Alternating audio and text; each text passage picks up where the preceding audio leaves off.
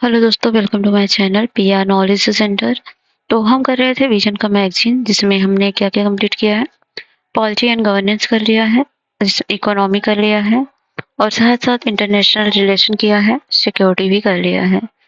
तो अभी बाकी है हमारा एनवायरनमेंट और social issues, science and technology, and फिर कल्चर है, एथिक्स की कुछ न्यूज़ है, और स्कीम इन न्यूज़ है, और प्रेस इन न्यूज़ है, और पर्सनालिटीज इन न्यूज़ है। तो चलिए आज हम करेंगे सोशल इश्यूज। तो चलिए स्टार्ट करते हैं। स्टार्ट करने से पहले आप हमारे चैनल को एक बार लाइक शेयर सब्सक्राइब जरूर कर दीजिएगा। और प्लीज़ शेयर करिए, क्योंकि आपका सपोर्ट ही हमारा मोटिवेशन है। और साथ ही साथ अगर टेस्ट के या अदर चीज़ों के पीडीएफ चाहिए तो आपको मिलेंगे हमारे टेलीग्राम पर। तो आप टेलीग्राम पे ज्वाइन हो जाइए, ताकि आपको वहाँ पर हर चीज़ें उपलब्ध हो सकें। और टेलीग्राम का लिंक आपको मिलेगा डिस्क्रिप्शन बॉक्स में। तो चलिए हम स्टार्ट करते हैं। तो सोशल इश्यूज में पहला न्यूज है वर्क फ्रॉम होम का। तो हाल ही में सीआईआई और दिल्ली विश्वविद्यालय के फैकल्टी ऑफ मैनेजमेंट स्टडीज ने वर्क फ्रॉम होम लाभ और लागत भारतीय संदर्भ में एक अन्वेषणात्मक अध्ययन शीर्षक से अपनी तरह का जो है पहला अध्ययन प्रकाशित किया है। इस अध्ययन के बिंदु पर अगर नजर डालें तो वर्क फ्रॉम होम का जारी रहना, 68% कंपनियों ने कोविड-19 महामारी के बाद भी वर्क फ्रॉम होम कार्य पद्धति को जारी रखा है। कार का हाइब्रिड मॉडल जो है कार्य का अध्ययन में शामिल की गई कि लगभग आधी कंपनियों ने हाइब्रिड कार्य पद्धति को बढ़ावा दिया है। इसका अर्थ है कि कर्मचारियों ने सप्ताह में सीमित अवधि के लिए ऑफिस में आने की अपेक्षा की जाती है। अल्पकालिक लाभ और दीर्घकालिक हानि। वर्क फ्रॉम होम से अल्पावधि में नियोक्ताओं और कर्मचारियों दोनों को वास्तविक लाभ प्रदान करता है। हालांकि ये दीर्घकालिक रूप से सामाजिक, भावनात्मक और मानव संसाधन पूंजी के निर्माण और सततता से संबंधित कुछ हानियों का भी कारण बन सकता है। रिमोट वर्किंग की प्रभावशीलता। रिमोट वर्किंग पारंपरिक कार्यालयी कार्यशैली की तुलना में सहयोग पर आधारित कार्य संस्कृति, संवाद और टीम वर्क जैसे कौशल को विकसित करने में कम प्रभावी हो सकती है। कार्य का बदला स्वरूप। वर्क फ्रॉम होम्स की शुरुआत। तो कोविड-19 महामारी ने महामारी के कारण आवाजाही पर लगाए गए प्रतिबंधों ने रिमोट वर्क की आवश्यकताओं को बढ़ावा दिया था, और प्रौद्योगिकी का विकास व्यक्तिगत तौर पर उपयोग किए जाने वाले उपकरणों, प्रणालियों, डिजिटल कनेक्टिविटी में प्रगति ने रिमोट वर्क की संभावनाओं को साकार करने में सहायता की है। कहीं से भी काम करना, डिजिटल कनेक्टिविटी और संबंधित संरचना के विकास के कई कारण कई कामगार अपने गांव, ट्रैवल डेस्टिनेशन आदि जगहों से कार्य कर रहे हैं। इससे डिजिटल नोमैड्स, स्थान विशेष से स्वतंत्र जीवन शैली जैसे अवधारणाओं को बढ़ावा मिला है। वर्क फ्रॉम होम का समापन। हालांकि महामारी के बाद कई नियोक्ताओं वैश्विक स्तर पर वर्क फ्रॉम होम व्यवस्थाओं को समाप्त कर रहे हैं। उदाहरण के लिए स्टारबक्स, गूगल और अमेज़न जैसी कंपनियों ने रिटर्न टू ऑफिस शेड्यूल के साथ वर्क फ्रॉम होम को खत्म कर दिया। वर्क फ्रॉम होम से जुड़े लाभ हैं कर्मचारी में। तो कम लागत, आने जाने और कार्यस्थल पर के पास किराए के आवास पर होने वाले खर्च में कमी आई है। बढ़ती कार्य उत्पादकता है, क्योंकि वर्क फ्रॉम होम आने जाने की परेशानी को समाप्त करता है और काम को आराम या अनुकूल समय में निर्धारित करने में संभव बनाता है। नियोक्ता कॉर्पोरेट। इसमें कम लागत की बात करें तो कार्यालय के किराए, कर्मचारी प्रतिपूर्ति, बैगेज आदि में कमी आती है। बढ़ती में लचीलापन। भौगोलिक बाधाओं के समाप्त होने से नियोक्ताओं की दुनिया भर में सर्वश्रेष्ठ प्रतिभावान लोगों की भर्ती करने का विकल्प मिलता है। कर्मचारियों की संख्या में वृद्धि। स्टैनफोर्ड के एक अध्ययन के अनुसार हाइब्रिड शेड्यूल में काम करने वाले कर्मचारियों के इस्तीफे में 33% की कमी आई है। Micro environment. इसमें संधारित कार्य पद्धति, परिवहन, विद्युत के उपयोग में कमी, कार्बन फुटप्रिंट में कमी आती है। साथ ही इसमें संगठनों को उनके पर्यावरण, सामाजिक और गवर्नेंस संबंधी लक्ष्यों को प्राप्त करने में हेल्प मिलता है। श्रमिकों के बीच कार्य संतुष्टि। वर्क लाइफ संतुलन के कारण कार्य संबंधी संतुष्टि बढ़ती है। और समतापूर्ण विकास। रिमोट वर्क जो है औद्योगिक विकास के केवल कुछ महानगरों में केंद्रित होने से रोकता है। यह विकेंद्रीकृत विकास में सहायता कर सकता है और प्रवासन संबंधी समस्याओं में कमी ला सकता है। पारिवारिक संबंध। कार्य और पारिवारिक जीवन के बीच संतुलन। वर्क फ्रॉम होम के तहत ऑफिस के टाइम शेड्यूल पर ऑफिस जाकर कार्य करने की बाध्यता नहीं रहती है। इसे घर पर रहते हुए दिन में कभी भी पूरा किया जा सकता है। सब चीजें तो जानते हैं। काम के तनाव को कम करता है, लैंगिक समानता को बढ़ाता है, वैवाहिक महिलाओं की कार्य उत्पादकता भी सकारात्मक प्रभाव डालता है। महिलाएं जो है अपने कर्तव्यों का निर्वहन घर पर बेहतर ढंग से कर पाती हैं। श्रम बल भागीदारी बढ़ती है, और जो वेतन की हानि होती थी एब्सेंटी की वजह से, वो भी प्रतिपूर्ति होती है।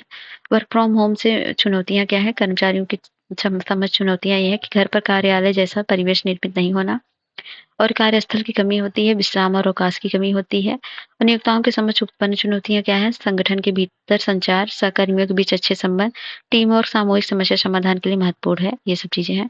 जैसे कि वर्चुअल इंटरैक्ट टीम बॉन्डिंग कार्य संस्कृति संगठन की सफलता पर प्रभाव डाल सकता है।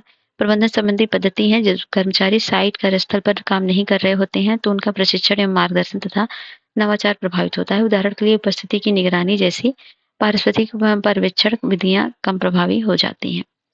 व्यवसायिक अलगाव होता है, गोपनीयता संबंधी मुद्दे होते हैं, जैसे कि भारत में साइबर सुरक्षा पर एक समर्पित कानून का अभाव।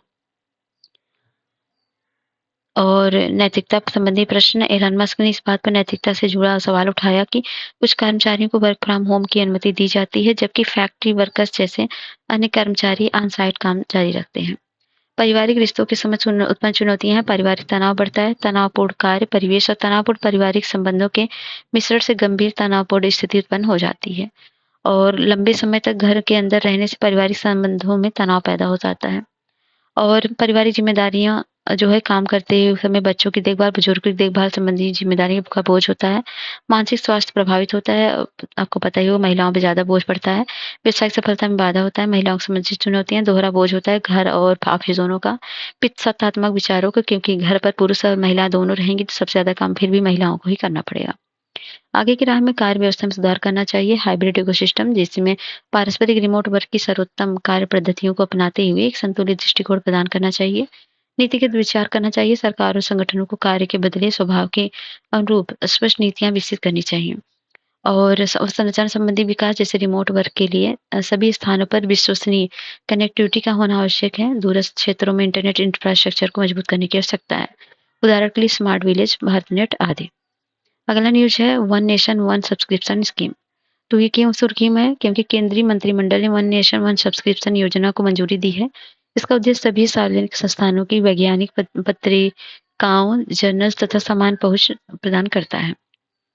वन नेशन वन इलेक्शन योजना के बारे में जाने तो विज्ञान, प्रौद्योगिकी, इंजीनियरिंग और गणित तथा सामाजिक विज्ञान के क्षेत्रों में प्रकाशित ई जर्नल्स एवं डेटाबेस सब्सक्रिप्शन के लिए राष्ट्रीय लाइसेंस प्राप्त करना है।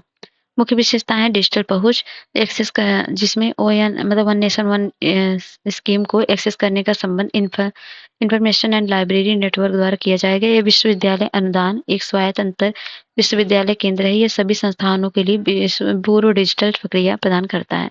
निगरानी अनुसंधान, नेशनल अनुसंधान फाउंडेशन समय समय पर ओएनओएस के उपयोग और भारतीय लेखकों द्वारा प्रकाशित आलेखों की समीक्षा करेगा। अंतर्राष्ट्रीय जर्नल्स है और वित्तीय आवंटन है। सरकार केंद्रीय क्षेत्र की एक नई योजना के तहत 2025-27 तक ओएनओएस के लिए 6,000 करोड़ रुपए आवंटित किए हैं। कार्यान्वयन रणनीति है, उच्चतर शिक्षा विभाग एकीकृत पोर्टल प्रदान करेगा तथा सूचना, शिक्षा और संचार अभियानों के माध्यम से जागरूकता को बढ़ाने का कार्य करेगा। वन नेशन वन सब्सक्रिप्शन योजना की आवश्यकता क्यों है? क्योंकि सार्वजनिक निधियों से लाभ, अकादमिक प्रकाशन एवं अत्यधिक लाभदायक उद्योग है जो 19 बिलियन अमेरिकी डॉलर का राजस्व उत्पन्न करता है। इसमें मुनाफे का मार्जिन 14% तक है। हालांकि यह लाभ मुख्यतः सार्वजनिक निधियों से प्राप्त होता है, लेकिन कुछ निजी कंपनियों तक ही सीमित रहता है। शोषणकारी प्रकाशन का सामना करना, पहुंच संबंधी बाधाओं को दूर करना, क्योंकि आपको पता है महंगे सब्सक्रिप्शन मॉडल के कारण लघु संस्थाओं के शोधकर्ताओं वैश्विक सहयोग हासिल करने में पीछे रह जाते हैं। इससे लघु संस्थानों के शोधकर्ताओं की वैश्विक स्तर पर सहयोग करने की क्षमता सीमित हो जाती है। उदाहरण के लिए नेचर कम्युनिकेशन प्रति शोध $6,790 का शुल्क लेता है। प्रकाशकों के पक्ष में समझौता, भारतीय संस्थान ऐसे अनुबंध करते हैं जो प्रकाशक के पक्ष में होते हैं, जैसे प्रतिबंधात्मक कॉपीराइट हस्तांतरण या भारतीय शोधकर्ताओं के अपने कार्य पर नियंत्रण को सीमित करता है। वित्तीय बोझ को कम करना, 2021 में भारतीय लेखकों ने गोल्ड ओपन एक्सेस जर्नल्स के लिए आर्टिकल प्रोसेसिंग चार्ज के रूप में 380 करोड़ रुपए का भुगतान किया। यह शोधकर्ता पर वित्तीय दबाव को दर्शाता है। वन नेशन वन सब्सक्रिप्शन जुड़ी समस्याएं हैं। इसमें जो है ओपन एक्सेस की ओर रुझान 50% से अधिक शोध सामग्री अब निःशुल्क उपलब्ध है, जिसके कारण ओएनओएस अप्रासंगिक हो सकता है। उदाहरण के लिए अमेरिका ने 2026 तक सभी सार्वजनिक रूप से वित्त पोषित शोधों के लिए निःशुल्क उपलब्ध कराने की आवश्यकता होगी और इसके लिए 2025 बाद ओएनओएस के भविष्य को लेकर संदेह पैदा हो सकता है। बहुत सारी चीजें हैं। वाणिज्यिक प्रकाशकों का प्रभुत्व है, कॉपीराइट संबंधी मुद्दे हैं और डिजिटल कंटेंट संरक्षण है, क्योंकि कंटेंट संरक्षण के लिए प्रकाशकों पर निर्भर रहना जोखिम भरा होता है। और अन्य समस्याएं जैसे भारतीय जर्नल्स के लिए समर्थन की कमी है। ओएनओएस के चयन के तहत निगरानी आदि की प्रक्रिया में पारदर्शिता की समस्या, टीयर 2 और टीयर 3 शहरों में हाई स्पीड इंटरनेट की कम उपलब्धता आदि है। और नेशन वन सब्सक्रिप्शन योजना का महत्व क्या है? तो राष्ट्रीय लक्ष्यों के साथ तालमेल यह योजना विकसित भारत 2047 राष्ट्रीय शिक्षा नीति 2020 और एएनआरएफ का समर्थन करेगा। अंतर विषयक अनुसंधान टीयर 2 और टीयर 3 शहरों सहित सभी शहरों में विविध पत्रिकाओं को प्रस्तुत करके मूल अंतर विषयक अनुसंधान को बढ़ावा देगा। लागत क्षमता या वित्तीय बोझ को कम करेगा और देश भर के संस्थाओं के लिए सुगमतापूर्वक पहुंच सुनिश्चित करेगा। सामूहिक सौदेबाजी की शक्ति क्योंकि संसाधनों तक बेहतर पहुंच सुनिश्चित करने के लिए लगभग 6,300 से अधिक संस्थानों का लाभ उठाया जाएगा और अनुसंधान वित्त पोषण में ठहराव को देखते हुए महत्वपूर्ण है। जो अनुसंधान उत्पादकता है जिसमें भारत को वैज्ञानिक अनुसंधान में चीन और दक्षिण कोरिया के स्तर तक लाया जाएगा और तथा देश के वैज्ञानिक उत्पादन में उल्लेखनीय वृद्धि करेगी। आगे की रात में राष्ट्रीय लाइसेंस पर वार्ता कर सकते हैं। 90 to 95% की कमी के लिए वार्ता करनी चाहिए सब्सक्रिप्शन की लागत के लिए। और भारतीय शोधकर्ताओं के लिए आर्टिकल प्रोसेसिंग चार्ज पर छूट सहित अनुकूल शर्तें सुनिश्चित करनी चाहिए। समझौता संबंधी शर्तें हैं संस्थानों के हितों की रक्षा और बौद्धिक संपदा मूल्य निर्धारण एवं नवीकरण पर उचित शर्तें सुनिश्चित करने के लिए एक सामान्य मॉडल लाइसेंस समझौता तैयार करना चाहिए। नॉन मेसी सेवाएं जिसमें संसाधनों के उपयोग को बढ़ावा देने, पहुंच सुनिश्चित करने और प्रवृत्तियों की निगरानी करने और स्थिरता के लिए प्रशिक्षण एवं सहायता प्रदान करने हेतु अवसंरचना का निर्माण करना चाहिए। ओपन एक्सेस को बढ़ावा देना चाहिए। अनुसंधान नेशनल रिसर्च फाउंडेशन एएनआरएफ उत्पत्ति से एएनआरएफ अधिनियम 2023 के तहत स्थापित किया गया है। विज्ञान और प्रौद्योगिकी विभाग के तहत संचालित होता है और इसकी स्थापना के साथ ही विज्ञान और इंजीनियरिंग अनुसंधान बोर्ड का विलय कर दिया गया। मंत्रालय विज्ञान प्रौद्योगिकी मंत्रालय। उद्देश्य भारत के विश्वविद्यालय, कॉलेज, शोध संस्थानों और शोध एवं विकास प्रयोगशालाओं में अनुसंधान व नवाचार संस्कृति की शुरुआत करना, विकसित करना और बढ़ावा देना है। शीर्ष निकाय में कार्य है एएनआरएफ का राष्ट्रीय शिक्षा नीति सिफारिश के अनुरूप भारत में वैज्ञानिक अनुसंधान उच्च स्तरीय रणनीतिक शिक्षा प्रदान करना। प्रमुख पेयर कार्यक्रम है जिससे त्वरित नवाचार अनुसंधान के लिए साझेदारी पहल की शुरुआत राष्ट्रीय सुरक्षा नीति 2020 के अनुरूप शुरू की गई और हब और स्पोक मॉडल के जरिए भारतीय विश्वविद्यालयों के अनुसंधान नवाचार की प्रक्रिया में बदलाव करने के लिए डिजाइन किया गया। बाकी बहुत सारी चीजें हैं। अगला है न्यूज इन शॉर्ट में जिसमें है union cabinet approval PM Vidyalakshmi scheme. तो एक केंद्र क्षेत्र की एक नई योजना है। इसका लक्ष्य उच्चतर शिक्षा के लिए मेधावी छात्रों को वित्तीय सहायता प्रदान करना है। ज्ञातव्य के राष्ट्रीय शिक्षा नीति 2020 में सरकारी नीति और निजी उच्चतर शिक्षा संस्थानों में मेधावी छात्रों को वित्तीय सहायता प्रदान करने की सिफारिश करेगी।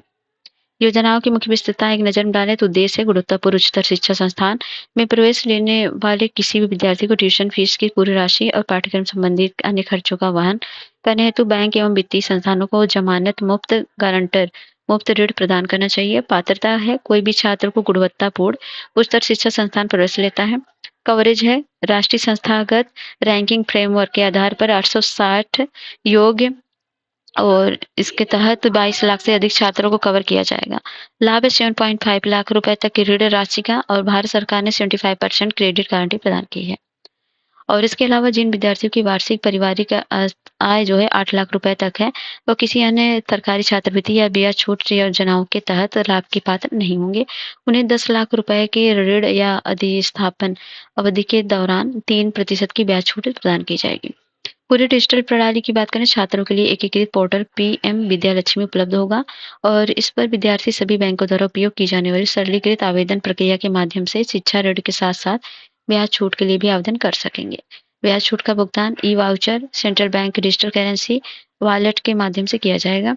यह योजना प्रधानमंत्री उच्चतर शिक्षा प्रोत्साहन योजना की पूरक होगी और यह मंत्री उच्चतर शिक्षा प्रोत्साहन जो है उस योजना के बारे में जाने तो उद्देश्य है गरीब परिवारों के मेधावी छात्रों को उच्चतर शिक्षा प्राप्त करने के दौरान अपने दैनिक खर्चों को पूरा करने के लिए वित्तीय सहायता प्रदान करेगा। पात्रता है 12वीं कक्षा की बोर्ड के परीक्षा के परिणाम के आधार पर प्रतिवर्ष 82,000 नई छात्रवृत्तियां दिए जाने का प्रावधान है और घटक है केंद्रीय क्षेत्र सब्सिडी और शिक्षा ऋण के लिए गारंटी निधि योजना।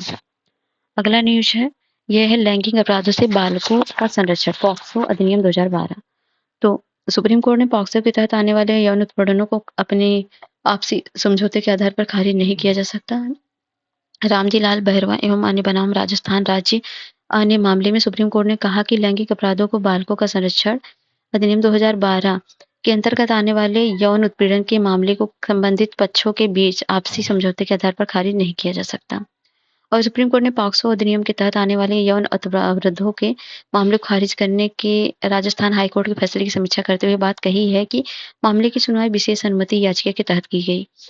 संविधान का अनुच्छेद 136 सुप्रीम कोर्ट को किसी कोर्ट अधिकारी द्वारा किए गए मामले में पारित किए गए दिए गए निर्णय आदेश डिग्री के खिलाफ अपील करने की विशेष अनुमति देने की विशेष शक्ति प्रदान करता है।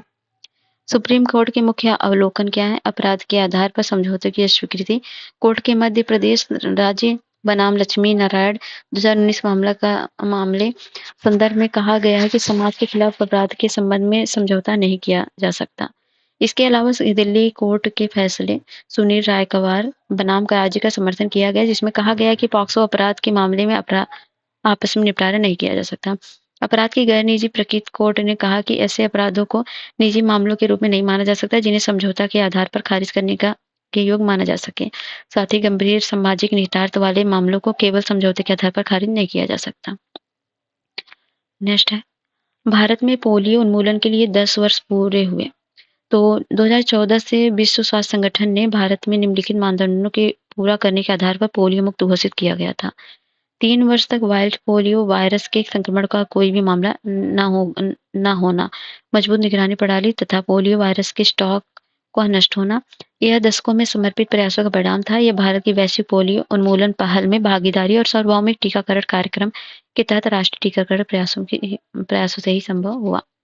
पोलियोमाइलाइटिस के बारे में जाने तो वायरल रोग है ये, और ये 5 वर्ष से कम आयु के बच्चों को प्रभावित करता है और इसका व्यक्ति से व्यक्ति तक मुख्यतः फेकल ओरल रूट से फैलता है। यह कभी-कभी यह किसी सामान्य माध्यम जैसे जल या भोजन द्वारा भी फैलता है।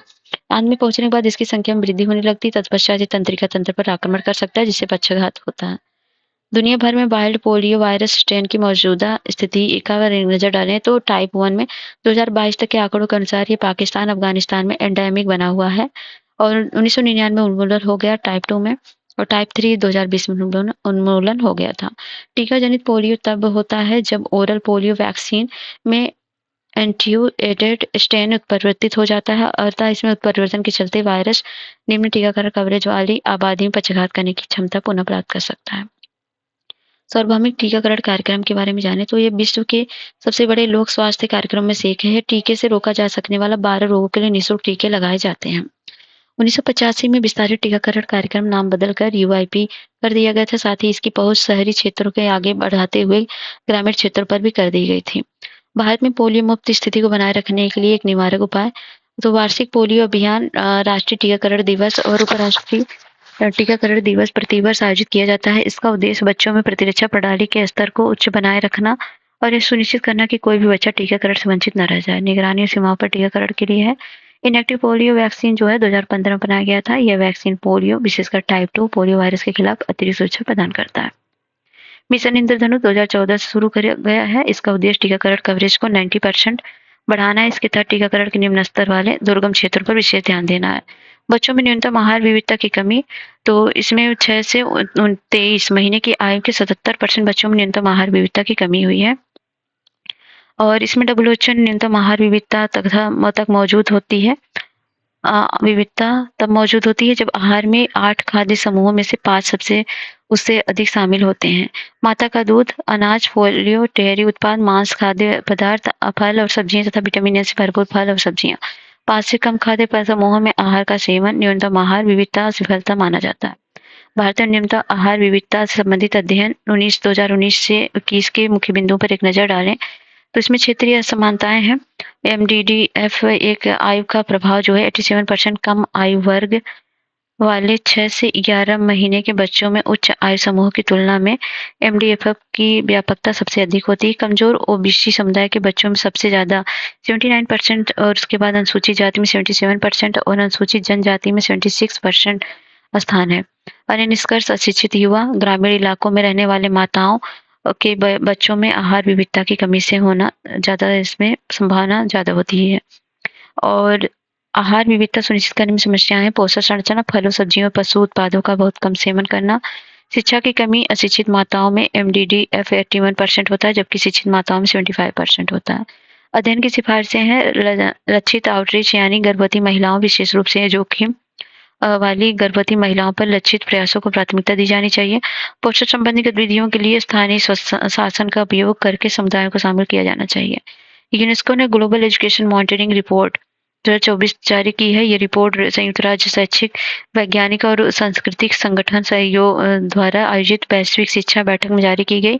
बैठक की मेजबानी ब्राजील द्वारा फोर्टालेजा में की गई थी। रिपोर्ट के मुख्य बिंदुओं पर नजर डालें तो परिवर्तन एजेंट के रूप में लीडर शिक्षा में नेतृत्व को सामाजिक प्रभाव की एक प्रक्रिया माना जाता है। इसका उद्देश्य एक समान लक्ष्य की प्राप्ति के लिए संयुक्त प्रयासों को अधिकतम करना होता है और शैक्षिक क्षेत्र के लिए एक लीडर निम्नलिखित कार्य होते हैं और इसमें अपने उद्देश्य को परिभाषित करना और योजना बनाना के परिवर्तन कैसे प्रभावित करेगा, ये सब शामिल है। समानता, गुणवत्ता और समावेशी शिक्षा लक्ष्यों के साथ अधिगम संबंधी परिणामों को संतुलित करना भी है। वित्त पोषण की कमी, क्योंकि 10 में से 4 देश शिक्षा पर GDP का 4% से कम खर्च करते हैं। स्कूल न जाने वाले बच्चे हैं, जिसमें कि वैश्विक स्तर पर स्कूल न जाने वाले बच्चों की युवाओं की संख्या 251 मिलियन से अधिक है। गौरतलब है कि 2015 में इसकी संख्या में 1% की कमी आई थी। और शिक्षा तक पहुँच है, मध्य और दक्षिण एशिया के देशों में शिक्षा तक पहुँच में तीव्र प्रगति हुई है। हालाँकि इस दुनिया में स्कूल न जाने वाले सबसे अधिक आबादी अफ़गानिस्तान, बांग्लादेश, भारत और पाकिस्तान में है। रिपोर्ट की प्रमुख सिफारिशें हैं नेतृत्व का विकास, प्रधानाध्यापकों को अपने स्कूलों के प्रभावी ढंग से प्रबंधित करने की स्वतंत्रता दी जानी चाहिए। सिस्टम लीडर, शिक्षा अधिकारियों में सिस्टम लीडर के रूप में सेवा करने के लिए क्षमता विकसित करनी चाहिए। प्रारंभिक कक्षाओं में जलवायु परिवर्तन संबंधी विषयों को पढ़ाए जाने की आवश्यकता है। साथ ही इस विषय को विज्ञान के छात्रों के अलावा अन्य विषय के विद्यार्थियों को भी पढ़ाया जाना चाहिए। ये खत्म होता है न्यूज़ और अगला न्यूज़ है विज्ञान, साइंस एंड टेक्नोलॉजी का। तो स्कूल लीडरशिप विकसित करने के लिए भारत सरकार द्वारा कुछ पहले हैं, देख लीजिए। राष्ट्रीय शिक्षा नीति है, जिसमें स्कूल के प्रधानाध्यापकों को अपनी नेतृत्व और प्रबंधन क्षमताओं को बढ़ाने के लिए कार्यशाला में भाग लेना चाहिए, आवश्यक है।